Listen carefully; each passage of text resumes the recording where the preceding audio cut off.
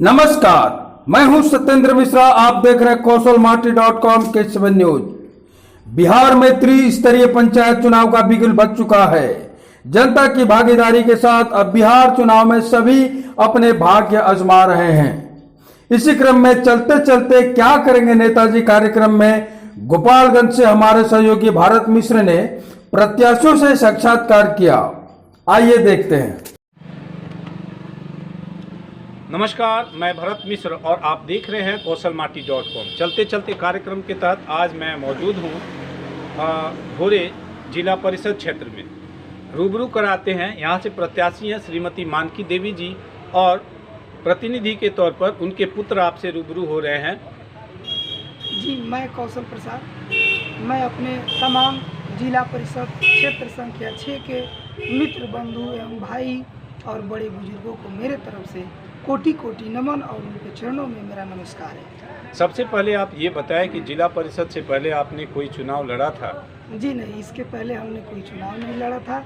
हमने इसके पहले किसी अन्य व्यक्ति के साथ रह करके चुनाव का अनुभव लिया है, वो भी 10 सालों से। क्या कारण है कि आप खुद युवा हैं और चुनावी मैदान में अपनी मां को लेकर आए?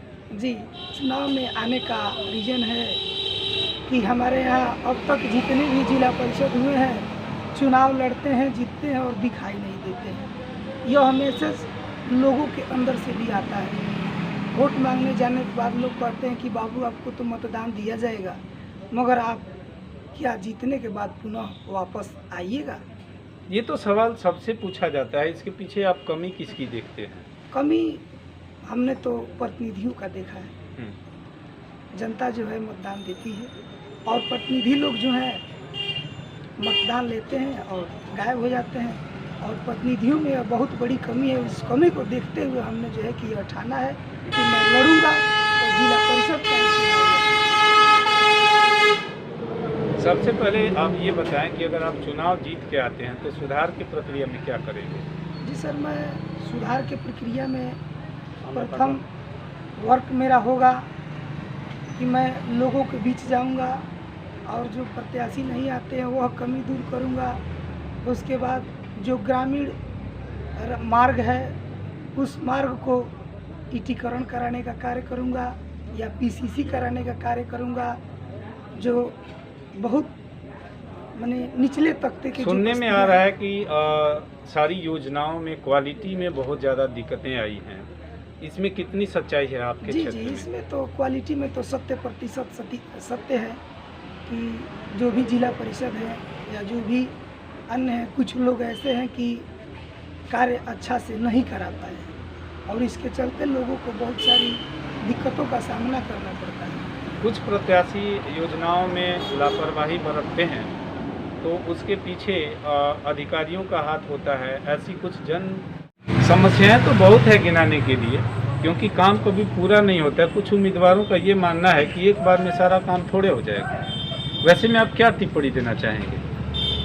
मैं सर टिप्पणी यह देना चाहूँगा कि मैं उम्मीद करता हूँ कि जो मुख्य समस्या है, जैसे टिघवा गांव है, वहाँ भी कुछ लोग हैं, कुछ पंडित जी लोग हैं, कुछ गुप्ता समुदाय के लोग हैं और भी यादव वर्ग के लोग हैं और कई वर्ग के लोग हैं। उस गांव में कुछ रास्ते बने हैं और कुछ रास्तों में यदि बारिश हो गया आप चले जाइए तो उधर से सुरक्षित नहीं आ सकते हैं, या तो आपके कपड़े गीले हो सकते हैं कीचड़ में। पंचायत कौन सा है वो? मेरा पंचायत तो यहाँ डूमर पड़ेगा।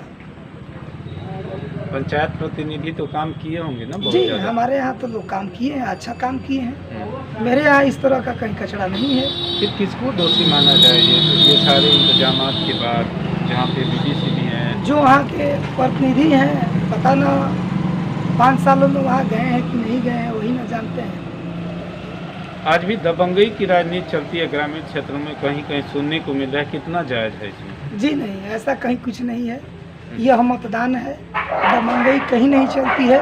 लोगों का एक वहम है, फरेब है और वोट लेने के लिए एक जालसाज जिसको कहा जाता है वह चीज़ है। दबंगई से कोई मतदान नहीं करता है। इसके लिए तो सर मैं क्षमा ही चाहता हूँ आपसे। आप जनता से क्या उम्मीद रखेंगे? क्या मैं करें जनता से यही उम्मीद रखूंगा सर कि मैं जीतूं और जनता मुझे चाहती है, मुझे लाइक करती है, मुझे पसंद करती है और मेरा चुनाव चिन्ह मक्का का बाल है जो ईवीएम क्रमांक संख्या 5 पे है। जनता मुझे वोट करे, मुझे दुलार प्यार दे और जनता मुझ पर विश्वास कर रही है, यह मुझे दिखाई दे रहा है। मान लीजिए विश्वास करके आपको चुनाव वो जिता देते हैं, तो फिर आप कैसे खरा उतरेंगे उन लोगों के बीच में? जी सर, मैं लोगों के बीच काम करूंगा, लोगों के बीच रहूंगा, छू मंतर की तरह मैं गायब नहीं हो जाऊंगा।